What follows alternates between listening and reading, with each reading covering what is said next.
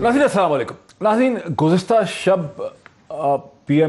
PMLQ के leader जनाब चौधरी परवेज़ इलाही साहब ने जो हुकूमत के इत्तेहादी हैं, उन्होंने एक बड़ा ही डैमेजिंग इंटरव्यू इमरान खान साहब की हुकूमत के हवाले से एक निजी टेलीविज़न चैनल को दिया। उस इंटरव्यू की अहमियत क्या है, इस हवाले से भी बात करेंगे। नाज़िम वाज़े की बात यह है कि चौधरी परवेज़ इलाही साहब का ये इंटरव्यू जो इंतहाई डैमेजिंग समझा जा सकता है बज़ाहिर on the face of it, एक ऐसे वक्त में आया जब इस्लामाबाद में एक फ़ज़ा ये है कि हालात बदल रहे हैं और शायद नो कॉन्फिडेंस जो रेजोल्यूशन है उसकी कामयाबी के इम्कानात कम होते चले जा रहे हैं। कम अज़ कम प्राइम मिनिस्टर ऑफ पाकिस्तान जनाब इमरान खान साहब की बॉडी लैंग्वेज से ऐसा ही लगता है। चंद घंटों पहले सवात में उन्होंने इलेक्शन कमीशन ऑफ पाकिस्तान के कवानीन की, उनकी इंस्ट्रक्शंस की खिलाफ वर्जी करते हुए एक बहुत बड़े जलसे से उन्होंने खिताब किया। ज़रा सुने क्या कहते हैं।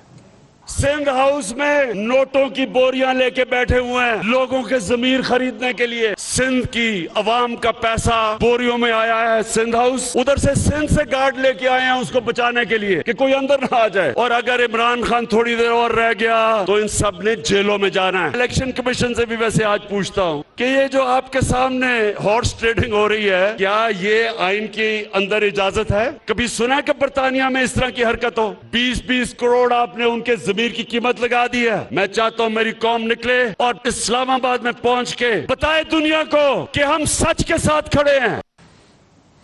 अगर वज़ीर आज़म सवाल पूछ रहे हैं इलेक्शन कमीशन ऑफ पाकिस्तान से, तो दूसरी तरफ इलेक्शन कमीशन ऑफ पाकिस्तान उनके जलसों को रोकना चाहता है क्योंकि वो समझते हैं कि खैबर पख्तूनख्वा में लोकल गवर्नमेंट के इलेक्शन होने वाले हैं और ये खिलाफ़े ज़ाब्ता है कि वज़ीर आज़म वहाँ पर इतनी बड़ी रैली से खिताब करें। इसी हवाले की तरफ इशारा किया PMLN के सीनियर रहनुमा जनाब एहसन इकबाल साहब ने। जिस तरह इलेक्शन कमीशन के नोटिस के बावजूद उन्होंने सवात में जलसा किया है, मैं मुतालबा करता हूं कि इलेक्शन कमीशन इमरान नियाजी साहब की कौमी असम्बली की रुकनियत फौरन मुअत्तल करे। आज आप अपने लोगों को कह रहे थे हक और सच के साथ खड़ा होना है, तो मेरे साथ खड़े हो। आपके साथ खड़े होने का मतलब है कि महंगाई के साथ खड़ा होना। आपके खिलाफ तहरीक अदम एतमाद है, आपके खिलाफ कोई मैराथन रेस का नोटिस नहीं है कि आपने दौड़ दौड़ के अपनी आनियां जानियां दिखानी है, अपने जलसे दिखाने हैं। नाज़रीन, अब यहीं से डिस्कशन का आगाज़ करते हैं। मुझे ज्वाइन कर रहे हैं पाकिस्तान तहरीक इंसाफ के सीनियर रहनुमा जनाब अली मोहम्मद खान साहब, स्टेट मिनिस्टर हैं, पार्लियामेंट्री अफेयर्स के एक इंसाइडर हैं इस्लामाबाद की पॉलिटिक्स के। Very warm welcome to him. मुझे ज्वाइन कर रही हैं पाकिस्तान पीपल्स पार्टी की सीनियर रहनुमा, मिनिस्टर ऑफ वुमेन डेवलपमेंट जनाब शहला रजा साहिबा, सिंध में इससे पहले डिप्टी स्पीकर रह चुकी हैं सिंध असम्बली की। Very warm welcome to her as well. मैं आपको ये भी बताता चलता हूँ कि इस वक्त PMLN और PPP के की लीडरान की एक बड़ी अहम मीटिंग जो है इस्लामाबाद में शुरू हो रही है, जिसमें जरदारी साहब भी मौजूद होंगे। अगर कुछ हमें उसके बारे में इत्तला मिली तो वो भी आपसे शेयर करेंगे। Very warm welcome to my guest once again. मैं अली मोहम्मद खान साहब, अगर मैं आपकी तरफ आऊँ और आप हमारे अकेले का टिल्ट नहीं है अपोजिशन की तरफ, सबका टिल्ट अपोजिशन की तरफ है। 100% इमरान खान की हुकूमत जो है मुश्किल में है, ट्रबल में है, मामला बड़े ख़राब हैं। अली मोहम्मद खान साहब, ये परवेज़ इलाही साहब ने बहुत ही गैर मामूली किस्म का इंटरव्यू दिया है आपकी हुकूमत के ख़िलाफ़, आपके इत्तेहादी हैं अचानक ही, ये क्या है वजह इसकी? इंटरव्यू दिया था, आज की बात और है। बहरहाल बिस्मिल्लाहिर्रहमानिर्रहीम, अल्लाहुम्मा सल्लि व सल्लिम व बारिक अला सय्यिदिना मोहम्मद। बहुत शुक्रिया डॉक्टर मोईद साहब। मैं पहले दिन से एक बात कर रहा हूँ और वो ये है कि चौधरीज़ जो हैं वो दोस्ती में पक्के हैं, आपके साथ खड़े रहते हैं। हाँ, अपनी शिकवे शिकायत उनकी तरफ से जो उनका जायज़ हक है वो करते रहेंगे। कल का आपने इंटरव्यू सुनाया 15 मार्च का, आज 16 तारीख़ है।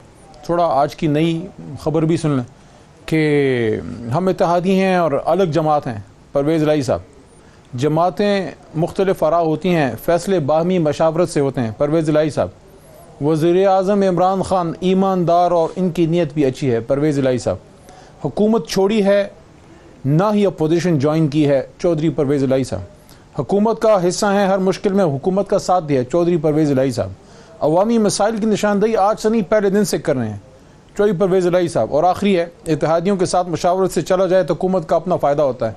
इनमें से कौन सी ऐसी बात है जिसमें कोई खुशी की नवीद है मोहतरमा शहला रजा बीबी के लिए, इनकी जमात के लिए? बाकी उनकी अली मोहम्मद खान साहब, इनमें से कोई भी चीज़ उस तरह की बात भी करेंगे, जरदारी साहब से भी मिलेंगे, शहबाज साहब से भी मिलेंगे, खाने खाएंगे भी, खिलाएंगे भी। वोट इमरान खान का है, वोट इमरान खान का है, तसल्ली रखें। अली मोहम्मद खान साहब, बसद एहतराम जो स्टेटमेंट्स आपने पढ़ के सुनाई हैं, इनमें से कोई भी इतनी ब्लैक एंड वाइट नहीं है, स्याह सफ़ेद नहीं है, इतनी कैटेगोरिकल नहीं है जितनी कल रात की उनकी स्टेटमेंट है कि इमरान खान के साथ कोई भी नहीं खड़ा, कोई इत्तेहादी नहीं खड़ा, हम भी नहीं खड़े, हमें भी कुछ हो गया है, इन्होंने किसी का ख्याल नहीं रखा है और नंबर बहुत ज़्यादा है जरदारी साहब के पास, जब आएगा सामने तो बहुत सरप्राइजेज आने वाली। वो तो बड़ी कैटेगोरिकल चीज़ें हैं, उनमें से तो किसी चीज़ का डिनायल नहीं है आपके पास। चलें देखें, मैंने तो बता दिया आपको, आप मुझे 24 घंटे पुरानी खबर दे रहे हैं, मैं आपको जो है आज की खबर दे रहा हूं। और दूसरी खबर ये भी है कि आपने खुद एतराफ भी किया। आप फिर ये खान साहब की बॉडी, आप ये कह रहे हैं कि रिवर्सल हो गया, पहले दिन से पुरसकून है, रिवर्सल हो गया 24 घंटे से कम टाइम में, 12 घंटे में रिवर्सल हो गया। अपोजिशन की बड़ी दौड़ें लगी हैं, खासकर अभी शाम को अपोजिशन की बड़ी दौड़ें लगी हैं, बगले क्यों लग रहे हैं। वैसे बड़ी हवाइयां उड़ रही थी, हमारे बड़े भाई एहसन इकबाल साहब के बयानात भी कोई बड़े परेशान लग रहे हैं। कोई कॉल में लाए, चेक करें, इधर ही हैं, किधर हैं? अच्छा जरा रुकिए मेरे साथ। शहला रजा साहिबा, हमें खबर मिली है कि अब पीपीपी और पीएमएलएन का बहुत बड़ा एक जॉइंट हडल शुरू है इस वक्त इस्लामाबाद में, जिसमें पीएमएलएन के सीनियर रहनुमा भी हैं, पीपल्स पार्टी के भी हैं, टेलीविजन प्रोग्राम्स में भी जहां आना था वहां उन्होंने माजरत कर ली, बुकिंग एक तरह से मतलब सब कुछ कैंसिल कर दिया। ऐसी क्या बहुत अहम डेवलपमेंट हो रही है जिसकी वजह से पीपीपी और पीएमएलएन के लीडर को इकट्ठे दौड़ना पड़ गया? सबसे पहले तो आप सबको और जो भी सब चैनल को देख रहे हैं सबको मेरा सलाम हो। दौड़ें बिल्कुल ऑपोजिशन ने लगाई और तमाम हुज्जत की, और अतमाम हुज्जत में ज़ाहिर है कि उन्हें इत्तेहादियों से भी मिलना था, उनसे भी मिले। बेहतर ये होता जिस तरतीब से लिख के लाए से क्या कहना चाहिए, जैसे एक बच्चा स्कूल का सबक लिख कर लाता है, ये सारे बयानात, कल के बयानात की गहराई देखते तो फिर आज के ये सरसरी से जो बयानात हैं उनकी कोई अहमियत ना रह जाती। और मैं तो शुरू से एक बात कहती हूँ कि जिस तरह PMLQ ने ठेका ले रखा है पीटीआई को दुनिया दिखाने का, वो बड़ा ज़बरदस्त है कि मारो भी और भिगो भिगो के और कहो हम तुम्हारे साथी हैं। पहले कामिल अली आगा ने कहा कि कुछ डिलीवर नहीं किया, कोई रिलीफ आवाम को नहीं दिया, लेकिन रियासत की वजह से हम साथ खड़े हैं। फिर चौधरी शुजात साहब ने भी और मुख्तलिफ लोगों ने, ख़ास तौर पर सईद चीमा साहब ने जिस तरह से बयानात दिए वो सबके सामने है। यकीनन इसी तरह लिख के रटे होंगे और पढ़े होंगे उन्होंने, अली मोहम्मद साहब ने। लेकिन रात का इंटरव्यू कमाल था। अब अगर इमरान साहब इनके साथ खड़े रहें तो ये उससे बड़ा कमाल है, और यही कमाल इमरान साहब को अपनी हुकूमत बचाने के लिए हमेशा करने पड़ेंगे। रात के इंटरव्यू से एक तासुर ये भी उभरता है कि परवेज इलाही साहब बड़े फ्रस्ट्रेटेड थे। रात के इंटरव्यू से एक तासुर ये भी लिया है मीडिया ने कि परवेज इलाही साहब बड़े डेस्परेट थे, उनको ऐसा लगा उनकी बात नहीं मानी गई, उनको चीफ मिनिस्टर नहीं बनाया गया पंजाब का, उनको ऑफर नहीं की गई है। तो एक नाराज़गी का भी ये इंटरव्यू था। ये एक नॉर्मल सियासतदान का जो एलआई रह चुका हो तकरीबन 4 बरस किसी जमात का, ये उसके इंटरव्यू भी नहीं था। इसका टोन एंड टैनर में बड़ी एक डेस्परेशन थी। देखिए बात यह है कि इस वक्त जो भी ये समझता है कि उसको अपने हल्के में जाना है, उसके लिए ये बड़ी परेशानी की बात है कि आवाम को क्या मिला। अभी रमज़ान आने वाला है और आपने देखा होगा कि यूटिलिटी स्टोर पर दोबारा कीमतें 15-15 रुपए बढ़ गई हैं, और बिजली का जिसको इन्होंने कहा था कि 5 रुपए हमने कम किए हैं और 4 महीने तक नहीं बढ़ेंगी, और सस्टेनेबिलिटी पे बात सारे दानिश्वर कर रहे थे, वह नेपरा ने 6 रुपये बढ़ा दिए। अब इमरान साहब जो है ना, उनको इसी तरह से वो जो एक मुहावरा है 100 लित्तर और 100 प्याज, इस तरह की हिमायत तो मिल सकती है। लेकिन परवेज़ इलाही के इंटरव्यू में आप अपनी तरफ उनको जितना भी समझे, ये बात तो आपको पता चल गई होगी कि उनके पास जो उन्होंने कही बात कि पाकिस्तान, ये ऑपोजिशन के पास खुद हुकूमती कितने अरकान हैं, उनके लिए आपने धमकी तैयार कर रखी है 10 लाख की। मैं तो हैरान हूँ 10 लाख क्यों बुलाए। वज़ीर आला सिंध ने कहा है कि जिनको 1 करोड़ को नौकरियां दी हैं और 50 लाख को घर दिए, उनको भी बुलाते ताकि 1 करोड़ 60 लाख लोग वहाँ पे होते। देखिए बात यह है कि इमरान साहब इंजॉय कर रहे हैं 2 पाकिस्तान को जिसके वो खिलाफ थे, एक पाकिस्तान में दो निज़ाम नहीं होने चाहिए, लेकिन हमने देखा कि गरीब के लिए जो वो कहते थे कि वो बकरी चोरी में भी पकड़ा जाता है और अमीर जो है वो नहीं पकड़ा जाता। कल जो है 2014 के मुकदमे का फैसला आया जिसमें प्रोसिक्यूशन जो थी वो गवर्नमेंट की थी और गवर्नमेंट ने जो है उसकी मुखालफत नहीं की और ये सब के सब बरी हो गए।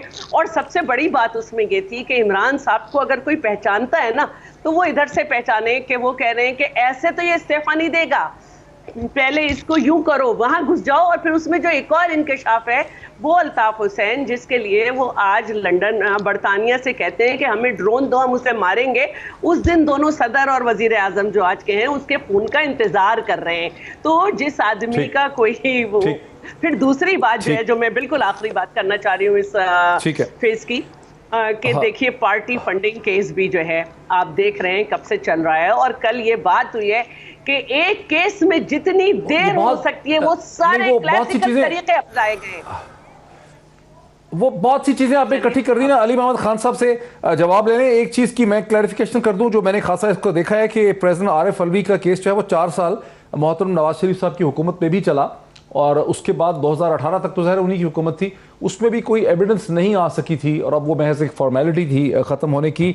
जनाब अली मोहम्मद खान साहब, देखें शायला रज़ा भी वही चीज़ कह रही हैं जो मैंने महसूस किया और वो ये समझती हैं कि असल चीज़ तो परवेज़ इलाही ने जो कुछ कहना था कल कह दिया और जो स्टेटमेंट साहब लिख के लाए हुए हैं, जो आपने अभी पढ़ाई हैं, पढ़ के सुनाई हैं, इनकी वो काट नहीं है, इनकी वो अहमियत नहीं है। जो कुछ उन्होंने सख्त बात करनी थी वो कर चुके रात को।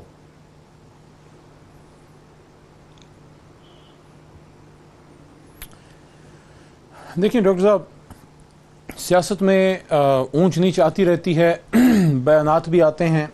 असल चीज़ क्या है? असल चीज़ ये है कि आखिर में रह क्या जाता है। आखिर में इमरान खान साहब ही अल्लाह के हुक्म से मुश्किलात का सामना उन्होंने किया है, मज़ीद भी वो कर रहे हैं। अवाम भी एक मुश्किल दौर से गुज़रे हैं, अब भी गुज़र रहे हैं, लेकिन इंशाअल्लाह मुस्तक़बिल में बेहतरी आएगी। ये मामूली बात नहीं है कि पाकिस्तान तारीख में अभी भी समझते हैं कि PMLQ आपके साथ बड़े अरसे बाद एक आज़ाद सियासत खारजा पॉलिसी अपना रहा है। कल जो अल्लाह ताला ने एक पाकिस्तान की बरकत से इमरान खान साहब की कोशिशों से, और हमें भूलना नहीं चाहिए फॉरेन अफेयर्स शाह महमूद कुरैशी साहब की भी एफर्ट्स हैं इसमें, कि जिस तरीके से जी कल इस्लामोफोबिया का यूनाइटेड नेशन के दिन का जिक्र करना चाह रहे हैं, करारदाद और जिस तरीके से वहाँ एक दिन मनाने की जो है मंजूरी आई है और जिस तरीके से कल वो दिन मनाया गया है, ये तमाम इस्लाम दुश्मनों के लिए बहुत बड़ा एक सबक है। और मेरे ख्याल में अल्लाह ताला के करम से इस तरह की बहुत सी अचीवमेंट्स आएंगी। बाकी अपोजिशन है, अपनी कोशिश करें, उनका आईनी हक है अदम एतमाद, वो उस पर कोशिश कर लें, लेकिन मेरा ख्याल है इंशाअल्लाह नहीं वो ठीक है। आपको बहुत मुबारक हो, आपकी हुकूमत को, पाकिस्तान के वजारत खारजा को, पाकिस्तान के ambassador to United Nation Munir Akram साहब को बहुत मुबारक हो उन काविशों और कोशिशों पे जिसके नतीजे में अक़वाम मुत्तहिदा ने 15 मार्च को इस्लामोफोबिया डे के तौर पे उन्होंने मार्क किया, उसमें कोई शक नहीं है। शाहदा साहिबा, आपने कहा कि और भी बहुत लोग हैं, परवेज़ इलाही साहब ने भी इसका जिक्र किया और वज़ीर आज़म ने यह इल्ज़ाम लगाया, मिनिस्टर भी इल्ज़ाम लगाया कि सिंध हाउस में आपने लोगों को डिटेन करके रखा है और उनको डिसिप्लिन में रखने के लिए आपकी हुकूमत, आपकी पार्टी सिंध से अपने गार्ड्स वगैरह भी लेकर आई है। इसका जो एक गैर अखलाकी पहलू है हॉर्स ट्रेडिंग का और ये जो वायोलेशन है फ्लोर क्रॉसिंग की, इसे आप लोग एनकरेज कर रहे हैं खुल्लम खुल्ला? अच्छा, पहले तो मैं एक बात बता दूं कि रेजोल्यूशन नंबर 36/55 ऑफ 25 नवंबर 1981 अक़वाम मुत्तहिदा में ऐसी बहुत सारी चीज़ें हैं जो कि बड़े अरसे से अल्तवा में हैं, चाहे कश्मीर हो चाहे कुछ हो, उसके लिए मुख्तलिफ़ मौक़ों पे आवाज़ उठती है और ये बहुत सारी कंट्रीज़ की आवाज़ थी और सिर्फ अकेले क्रेडिट लेना इमरान खान की आदत है। जैसे आजकल वो अल्ताफ़ हुसैन के लिए ड्रोन मांग रहे हैं और उस वक्त अल्ताफ़ हुसैन के फ़ोन का इंतज़ार कर रहे थे। तो ये इनकी आदत है, तो पाकिस्तान का था अपने ऊपर लेना। ये मैंने आपको बताया, ये इतने सारे कंट्रीज के नाम भी मैं बता सकती हूँ जी, लेकिन ये एक नया रेजोल्यूशन लगाया था, लेकिन ये मैंने बताया नवंबर 1981 से अक़वाम मुत्तहिदा में है, वहाँ पे इस तरह के बहुत सारे रेजोल्यूशंस हैं, जिसमें कश्मीर का तो आपको पता ही है कब से है, तो बहुत सारे कंट्रीज़ में बहुत बाद में पाकिस्तान का नाम है इस रेजोल्यूशन में। तो मैं ये अच्छा। कहना चाह रही थी कि सिंध हाउस में जो पुलिस होती है वो सिंध तो आप कह रही है पाकिस्तान का क्रेडिट नहीं, वैसे मैंने बैनुल-अक़वामी अखबारों में पढ़ा है कि पाकिस्तान के रेजोल्यूशन पे हुआ ये।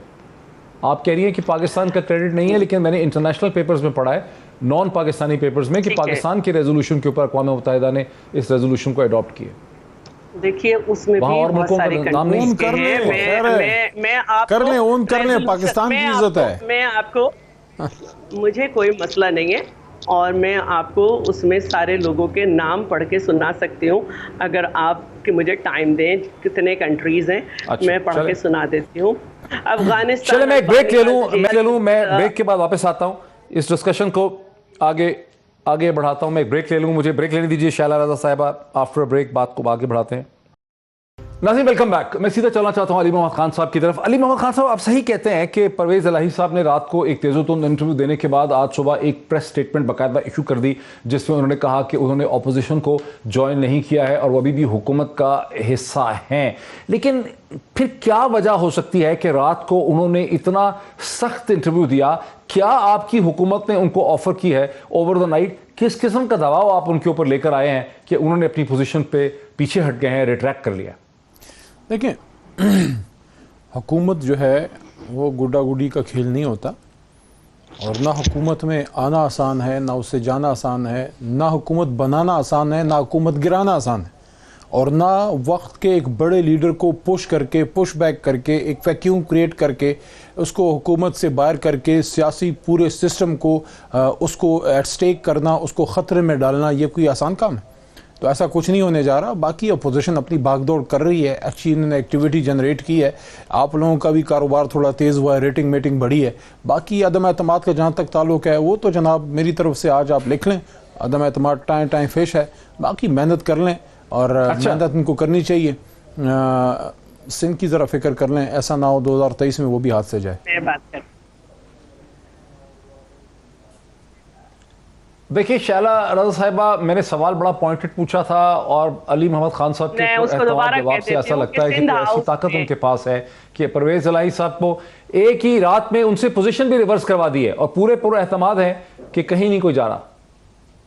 देखिए, हुकूमत जो है ना, उसको ये चाहिए था कि वो उसूलन ये कह देती कि ये जो नैपी वैपी का जिक्र हुआ था कि परवेज़ इलाही साहब की तरफ से कि इन चीज़ों पे माफ़ी मांगे, ठीक है, तो फिर मुझे लगता है कि इमरान साहब बड़े खुददार हैं। जहाँ तक सिंध हाउस की बात है, सिंध हाउस में अपॉइंट जो है पुलिस का, वो सिंध हुकूमत के ज़रिए होता है, under the control of provincial government चलता है। अब इन्हें अगर वहाँ पे मसला है तो ये तो वो लोग हैं जो कि लॉजेस में पुलिस दाखिल कर सकते हैं और MNAs को तशद्दुद करके ले जा सकते हैं, और कोई असला इनके पास बरामद नहीं हुआ अंसारुल इस्लाम से, जो उनके डिसिप्लिन कमेटी है, और लेकिन इन्होंने कार्रवाई डाली। तो आज ज़रा हम भी देखें तो बात यह है कि जो करप्शन और पैसे की बातें, ये आप अजीब बात है। आप ये कह रही हैं कि फेडरल नहीं, आप शैला रज़ा साहब ये कह रही हैं कि वफाकी हुकूमत की पुलिस जो है वो सिंध हुकूमत की टेरिटरी में दाखिल हो जाए। सिंध हाउस तो ज़ाहिर है कि सिंध गवर्नमेंट के कंट्रोल में है, वहां चले जाए फेडरल एजेंसी, ये कह रही हैं। जब ये इल्जाम लगाते हैं ना, तो उसमें इनको वजन डालना चाहिए, या तो ये सबूत दें। ये क्या कि आप लीडर्स को अदालतों में घसीट रहे हैं, वहां से कुछ साबित नहीं हो रहा, आप जो है ना वो ऊपर चढ़ के पता नहीं किस हालत में जो है जबान से बोले जा रहे हैं। तो अब मैं ये इनको चैलेंज करती हूँ कि ये साबित करें कि पैसे दिए गए हैं, और ये अगर परेशान नहीं है तो वायलेशन कर रहे हैं ना इमरान साहब जाके जलसों में कि इनके पास है कुछ नहीं, सिर्फ इल्जाम जबान। ये तो कभी भी साबित नहीं हो सकेगा ना कि किसी ने पैसे पकड़े हैं, पैसे तो कैश में दिए जाते हैं। शैला रज़ा साहिबा, ये तो कभी भी साबित नहीं होगा कि हॉर्स ट्रेडिंग हुई है, वो तो सिम्टम से पता चलेगा ना, क्योंकि पैसे तो कैश में दिए जाते हैं। नहीं कर सकते। देखिए, जब साबित नहीं कर सकते तो बोलना नहीं चाहिए। इंसान जब इतनी बड़ी जगह पे बैठा हुआ हो तो उसे अपने वजन के हिसाब से बात करनी चाहिए। आपकी पार्टी ने PMLN के साथ मिलके, आपकी पार्टी ने PMLN के साथ मिलके 1997 में 14th अमेंडमेंट के जरिए फ्लोर क्रॉसिंग की शिक लाई, जो अब 63A है, फिर उसको 17th 18th अमेंडमेंट में उसको स्ट्रेंथन किया गया। वो तो आपकी पार्टी और PMLN दोनों ने मिलकर लाई, और फ्लोर क्रॉसिंग तो अनकॉन्स्टिट्यूशनल है, उसकी सजा रखी गई है वहां पे। पैसों का तो पैसे हो ना, उससे क्या फर्क पड़ता है? फ्लोर क्रॉसिंग तो है ही, इसे कहते हैं सजा है इलीगल। ना, सजा जो है ना, उसके लिए उसकी सजा रखी गई है।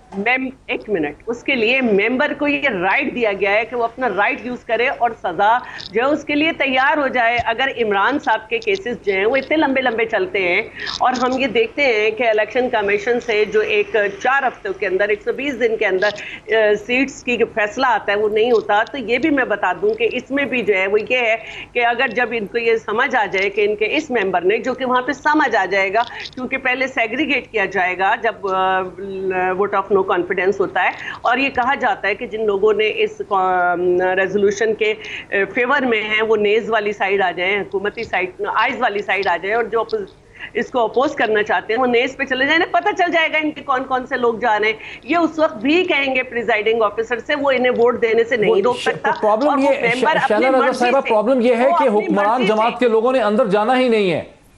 शैला रज़ा साहिबा, प्रॉब्लम ये है कि हुक्मरान जमात ने इंडाइटमेंट दे रही है कि उनके लोगों ने अंदर जाना ही नहीं है, और वो कह रहे हैं कि हम उनके वोट काउंट नहीं होने देंगे। अगर वो वोट काउंट नहीं करते तो फिर सुप्रीम कोर्ट से मसला डिसाइड होगा। हर जगह वायलेशन कानून की इस तरह नहीं होती कि इलेक्शन कमीशन के कानून को तोड़ते हुए आप चले जाएं। ये अपने मेंबर्स को रोक नहीं सकते, ये नहीं रोक सकते। ये खिलाफ है इनके कि आप किसी मेंबर को उसकी मर्जी के बगैर। चलें, ये तो अब देखते हैं क्या होता है, ये तो देखते हैं क्या होता है। अली मोहम्मद खान साहब, ठीक ठीक, मैंने बड़ा मौक़िफ़ आपका लिया। अली मोहम्मद खान साहब, आपकी हुकूमत ने अजीबो गरीब किस्म की चाल खेली। आपको 8 तारीख को नो कॉन्फिडेंस मोशन की रेजोल्यूशन फाइल हुई, आपको 14 दिन के अंदर उसको करना था। आप 3 दिन के बाद भी कर सकते थे, 7 दिन के बाद भी कर सकते थे। आपने इतनी लंबी तारीख डाली ताकि ऑपोजिशन बेचारी थक जाए, उनको आपस में इत्तेहाद रखना जो है वो मुश्किल हो जाए। ये आपने गेम खेली है, अनएथिकल।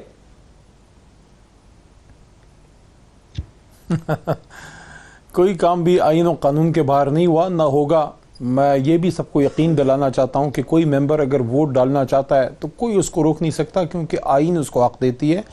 लेकिन एक पार्लिमानी पार्टी अपना फैसला कर सकती है। आईन में आपके पास 3 रास्ते हैं।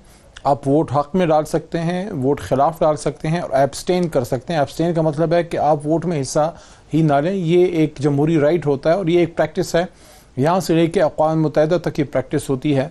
तो अगर पार्लियामेंट्री पार्टी फैसला करती है कि हमने वोट नहीं डालना, तो वो फिर एक फ़ैसला ऐसा है जो गैर आईनी नहीं है, लेकिन उसके बावजूद आप ज़बरदस्ती किसी को रोक नहीं सकते। तो ऐसी कोई बात किसी ने नहीं की कि हमने जनाब ज़बरदस्ती रोक लेंगे तो पकड़ लेंगे तो फलाना कर लेंगे।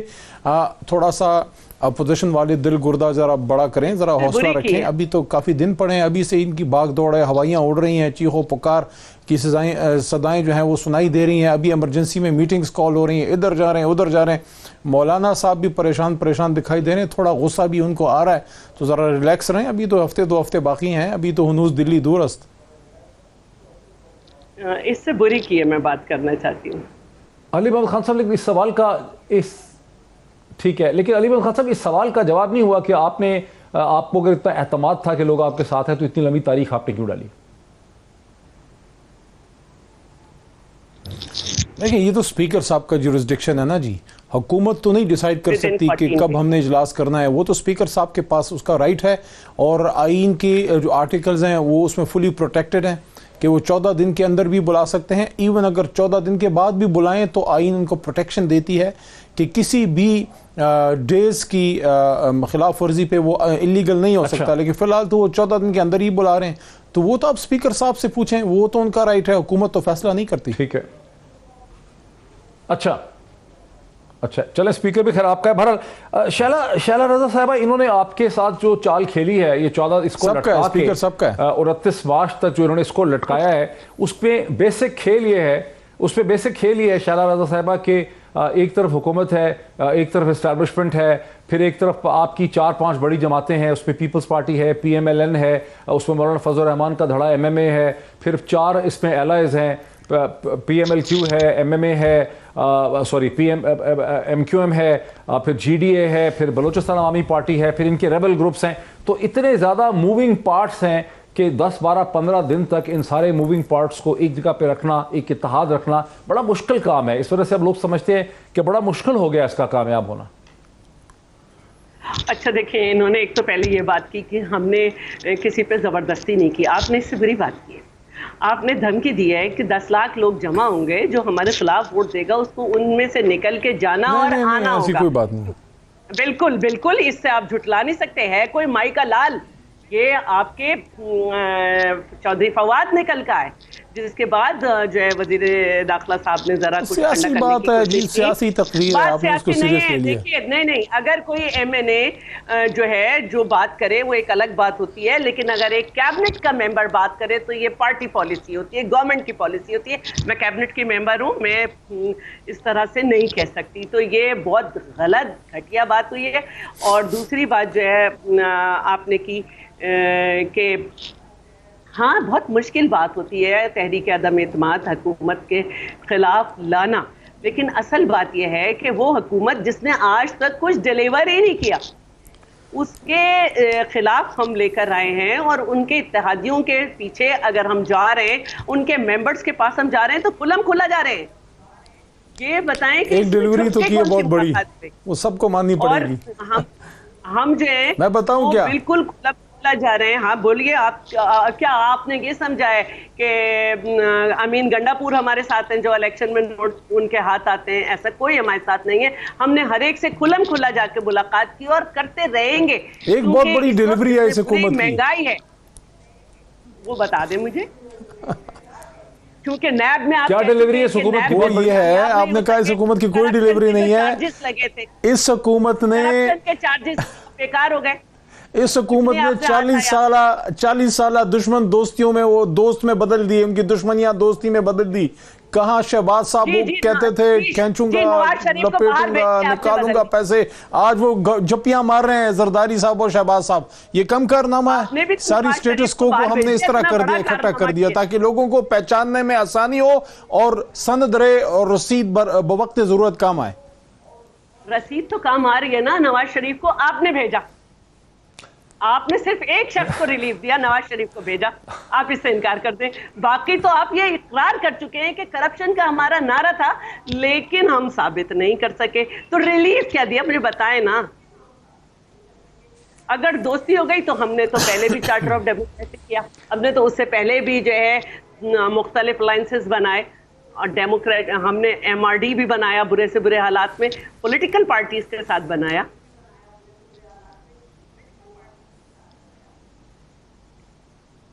बहुत शुक्रिया, वक्त मेरा ख़त्म हो गया। जनाब शैला रज़ा साहिबा का भी, अली मोहम्मद खान साहब का बहुत शुक्रिया। इस बहस में आपने देखा दोनों पार्टीज़ का मौक़िफ़ आया। सूरत हाल घंटा घंटा तब्दील होती है यहाँ इस्लामाबाद में, लेकिन हर दिन एक नई खबर हमें सुनने को मिलती है कि कल रात को परवेज़ इलाही साहब जो हैं हुकूमत के खिलाफ जहर उगल रहे थे, तो आज सुबह परवेज़ इलाही साहब एक तहरीरी बयान इशू कर देते हैं कि वो हुकूमत के साथ हैं, उन्होंने अपोजिशन को ज्वाइन नहीं किया। आखिर में क्या होगा, जैसे जैसे चीज़ें डेवलपमेंट होंगे आपको बताते रहेंगे। एक ब्रेक लेते हैं और ब्रेक के बाद जब मैं वापस आता हूँ तो कल इस्लामाबाद में एक बहुत बड़ी इंटरनेशनल कॉन्फ्रेंस हो रही है पेट्रोकेमिकल्स के हवाले से, जिसे बोर्ड ऑफ इन्वेस्टमेंट ने ऑर्गेनाइज़ किया है। उसमें मिनिस्ट्री ऑफ प्लानिंग मिनिस्ट्री, उसमें इंडस्ट्रीज़ मिनिस्ट्रीज और फाइनेंस मिनिस्ट्री जो हैं उनका तावन शामिल है। उस हवाले से बात करेंगे एक ब्रेक के बाद। नाज़रीन वेलकम बैक। जैसा कि मैंने वक्फे से पहले कहा कि कल के दिन इस्लामाबाद में एक बहुत बड़ी कॉन्फ्रेंस हो रही है पेट्रोकेमिकल्स के हवाले से, जिसे बोर्ड ऑफ इन्वेस्टमेंट BOI ने उससे मुनक्कद किया है। उसमें minister of industries, minister of planning और मिनिस्टर ऑफ फाइनेंस भी शिरकत कर रहे हैं। इस कॉन्फ्रेंस की अहमियत क्या है, इसमें किस किस्म की इन्वेस्टमेंट्स और किस किस्म की टेक्नोलॉजी ट्रांसफर पाकिस्तान में मुतवक्को है, इस पर बात करने के लिए मुझे इस वक्त स्टूडियोज़ में ज्वाइन किया है president overseas investor chamber of commerce जनाब गयास खान साहब ने। खान साहब, a very warm welcome to you. इसकी क्या सिग्निफिकेंस है इस कॉन्फ्रेंस की? बिस्मिल्लाहिर्रहमानिर्रहीम, अस्सलाम वालेकुम मोईद। ये जो पाकिस्तान की पेट्रोकेमिकल सेक्टर के ऊपर कॉन्फ्रेंस हो रही है कल मोईद, ये एक बहुत इंपॉर्टेंट इवेंट है। पाकिस्तान का पेट्रोकेमिकल सेक्टर तकरीबन कोई 4.3 बिलियन डॉलर्स का है। अच्छा। जो पेट्रोकेमिकल प्रोडक्ट्स हैं वो पाकिस्तान में कंज्यूम होती हैं। इनमें से तकरीबन 1.3 बिलियन डॉलर्स की जो प्रोडक्ट्स हैं वो पाकिस्तान में मैन्युफैक्चर होती हैं और 3 बिलियन डॉलर तकरीबन हर साल इंपोर्ट होती है।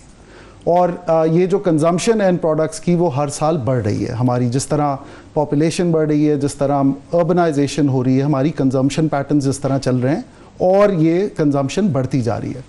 तो ये इंपोर्ट जो आज 3 बिलियन डॉलर की है वो 2030 में तकरीबन 4.5 बिलियन डॉलर की हो जाएगी। तो मकसद इस कॉन्फ्रेंस का ये है कि इस वक्त अगर business community represented through companies and as well as trade bodies like OICCI, like Pakistan Business Council, Pakistan Chemical Manufacturer Association, in of course working through the Board of Investment. हम इस conference में शरीक हो रहे हैं और हमारे साथ पॉलिसी मेकर्स आ रहे हैं। ऑब्जेक्टिव ये है कि एक प्रॉपर डेटा ड्रिवन अप्रोच के थ्रू जो भी डेटा है उसको देखा जाए, इस इंडस्ट्री के पोटेंशियल को देखा जाए, और फिर इसका जो फाइनल ऑब्जेक्टिव वो ये है कि अगर हुकूमत एक पेट्रोकेमिकल पॉलिसी मुरतब कर सके, तो उस पॉलिसी के को मद्देनज़र रखते हुए और उस पॉलिसी को बुनियाद बनाते हुए पाकिस्तान के इस सेक्टर में बहुत सिग्निफिकेंट इन्वेस्टमेंट हो सकती है। पेट्रोकेमिकल पॉलिसी का क्या मतलब है? क्या पाकिस्तान के पास पेट्रोकेमिकल पॉलिसी है नहीं इस वक्त? नहीं जी, इस वक्त पेट्रोकेमिकल पॉलिसी मौजूद नहीं है। जिस तरह देखें, अगर आप एग्जाम्पल 20-25-30 साल में पेट्रोकेमिकल पॉलिसी बनी ही नहीं कोई? नहीं जी, पेट्रोकेमिकल सेक्टर के लिए स्पेसिफिकली नहीं बनी, लेकिन जैसे आप देखें कि फर्टिलाइजर पॉलिसी पाकिस्तान में मुरतब हुई और उसके बाद आप देखें कि काफ़ी तकरीबन कोई $2-1 बिलियन की इन्वेस्टमेंट उस सेक्टर में हुई। पावर पॉलिसी है, ऑटो पॉलिसी बनी, पेट्रोलियम पॉलिसी बनी, लेकिन पेट्रोकेमिकल सेक्टर की पॉलिसी नहीं बनी। और इसका मकसद, इसकी वजह यह है कि जो पाकिस्तान का पेट्रोकेमिकल सेक्टर है उसकी लोकल डिमांड इतनी ज़्यादा नहीं थी कि वर्ल्ड स्केल प्लांट्स आके लग सके। तो एक तरह से ये वक्त बहुत जरूरी है। आप ये कहते हैं कि पेट्रोकेमिकल पॉलिसी से आपका मतलब ये है कि एक ऐसी पॉलिसी जो पाकिस्तान में इंटरनेशनल और रीजनल इन्वेस्टमेंट्स को फैसिलिटेट कर सके, उसका एक लीगल फ्रेमवर्क हो। जी बिल्कुल बिल्कुल। इसके अंदर देखें, ये पेट्रोकेमिकल प्लांट्स जो होते हैं ये काफ़ी कैपिटल इंटेंसिव होते हैं, और ये एक तरह से ज़रूरी होगा कि ये एक लॉन्गर टर्म नेचर की पॉलिसी हो, तकरीबन जिसकी ड्यूरेशन कोई कम से कम 15 साल हो, क्योंकि ये प्रोजेक्ट्स डेवलप होने में ही 4 से 5 साल लग जाते हैं। तो अगर मैं आपके साथ कुछ नंबर्स शेयर कर सकूं कि अगर जो पॉलिसी हम गवर्नमेंट के साथ मिल के बनवाना चाह रहे हैं, अगर वो हो जाती है तो तकरीबन आप अगले 2 से 3 साल में कोई $3 से $3.5 बिलियन की इन्वेस्टमेंट एक्सपेक्ट कर सकते हैं, लोकल और फॉरेन इन्वेस्टर्स से। और इसका जो सबसे बड़ा फ़ायदा हुकूमत को होगा वो ये कि तकरीबन $1 बिलियन सालाना की नेट इंपोर्ट सब्स्टिट्यूशन हो सकती है। और ये मैं बात कर रहा हूँ initial set of investments. $1 billion की? जी बिल्कुल। कितनी मुद्दत में, कितने अरसे में? देखिए, अगर ये $3 बिलियन तक की इन्वेस्टमेंट्स हो जाती हैं तो अगले आप समझ लें कोई 3 से 5 साल बाद आप इस $1 बिलियन एनुअल अमाउंट पे पहुंच जाएंगे। क्योंकि देखें, कुछ इन्वेस्टमेंट्स ऐसी होंगी जो एग्जिस्टिंग प्लांट्स को एक्सपैंड करेंगी, कुछ इन्वेस्टमेंट्स ऐसी होंगी जो ग्रीनफील्ड होंगी। $1 बिलियन एनुअल से क्या मतलब है? $1 बिलियन हर साल? आप $1 बिलियन हर साल पाकिस्तान सेव करेगा। अच्छा, अगर मैं इसको आसान ये तो सेविंग हो गई ना? जी, अगर मतलब कि आप बाहर नहीं भेजेंगे, ठीक है, तो अगर मैं 6 साल का टोटल कर लूं तो वो $6 बिलियन और आपका IMF प्रोग्राम बनते हैं। अगर मैं इसको बिल्कुल सही, तो आपका मवाज़ना एक तरह से इंपोर्ट सब्स्टिट्यूशन प्रोवाइड कर सकती है। Import substitution of a net import substitution of $1 billion.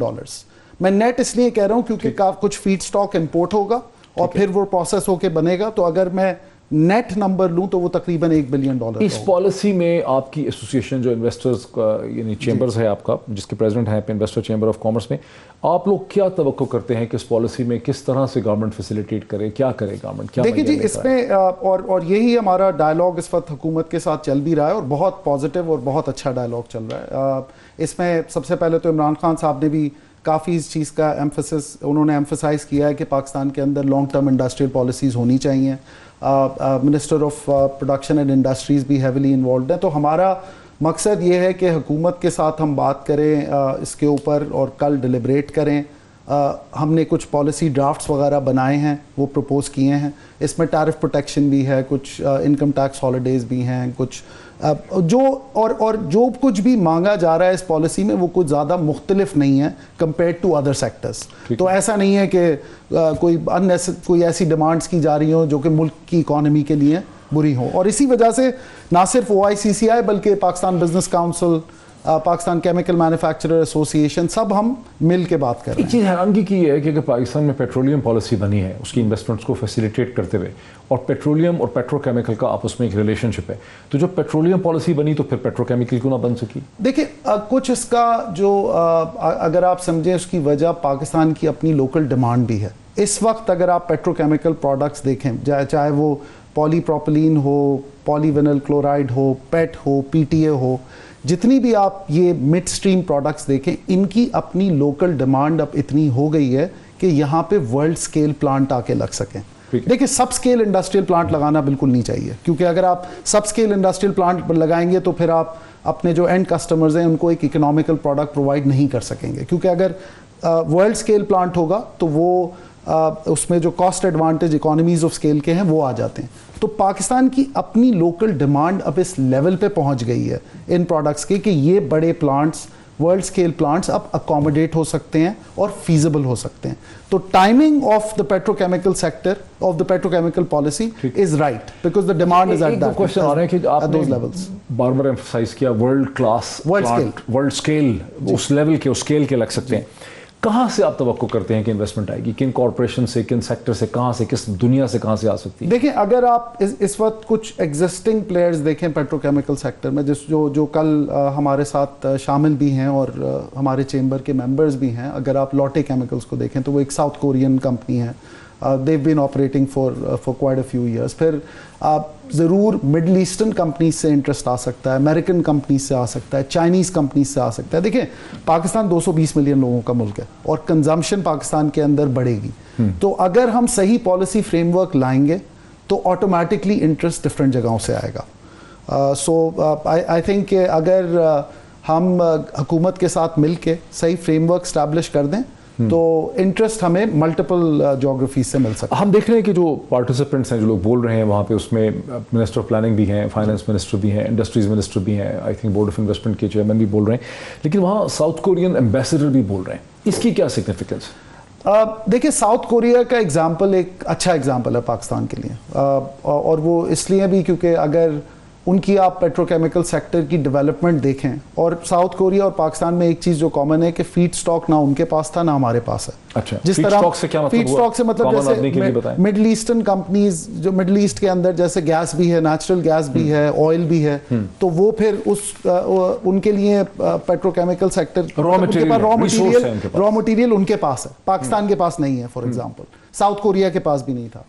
तो 70 की समझे दहाई में, 80 में और 90 में हुकूमत के साथ मिलके उनके जो प्राइवेट सेक्टर अदारे थे, सही पॉलिसी फ्रेमवर्क आया, उन्होंने इन्वेस्टमेंट की। तो एक ऐसा मुल्क जिसने शुरुआत की थी, आप समझें, 1 लाख टन के एथिलीन प्लांट से, जो कि एक बहुत ही छोटा प्लांट होता है, 2020 में साउथ कोरिया ने $27 बिलियन की एक्सपोर्ट की थी पेट्रोकेमिकल प्रोडक्ट्स। आप एक्सपेक्ट करते हैं कि हम भी एक्सपोर्ट करने की स्टेज पे आ सकेंगे? देखिए, इसमें मोहित साहब डेफिनेटली होप है, बट इसमें तकरीबन कोई 10-1 साल ज़रूर लगेंगे। आप ये इसके अंदर जो मैं 2-3 बातें आपको ज़रूर बताना चाहूँगा। एक तो सबसे पहले ये कि ईस्ट, कुछ बहुत सारे प्रोडक्ट्स के अंदर ईस्ट ऑफ पाकिस्तान सारे मुल्क इस वक्त नेट इम्पोर्टर्स हैं और बड़े नेट इम्पोर्टर्स बनेंगे।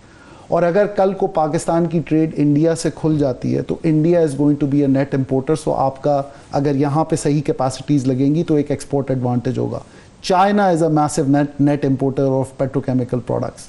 Lots of other countries east of Pakistan are net importers. So पहला आई थिंक स्टेप ये है कि हम अपनी लोकल डिमांड को केटर करने के लिए वर्ल्ड स्केल प्लांट्स लगाएं। But on the back of it I am इंशाल्लाह ताला वेरी होपफुल कि अगर सही फ्रेमवर्क होगा तो अगले 10 बड़ी अपॉर्चुनिटी निकल सकती है। खत्म हो गया। गयास खान साहब प्रेसिडेंट हैं overseas investor chamber of commerce के। जैसे कि मैंने आपको कहा कि कल इस्लामाबाद में इस हवाले से पेट्रोकेमिकल की पॉलिसी के हवाले से एक बहुत बड़ी इंपॉर्टेंट कॉन्फ्रेंस हो रही है जिसमें 300 से ज़्यादा डेलीगेट्स जो हैं वो शिरकत कर रहे हैं। इस हवाले से डिस्कशन आपने देखी। आज इतना ही, फिर आपसे मुलाकात होती है। बहुत शुक्रिया।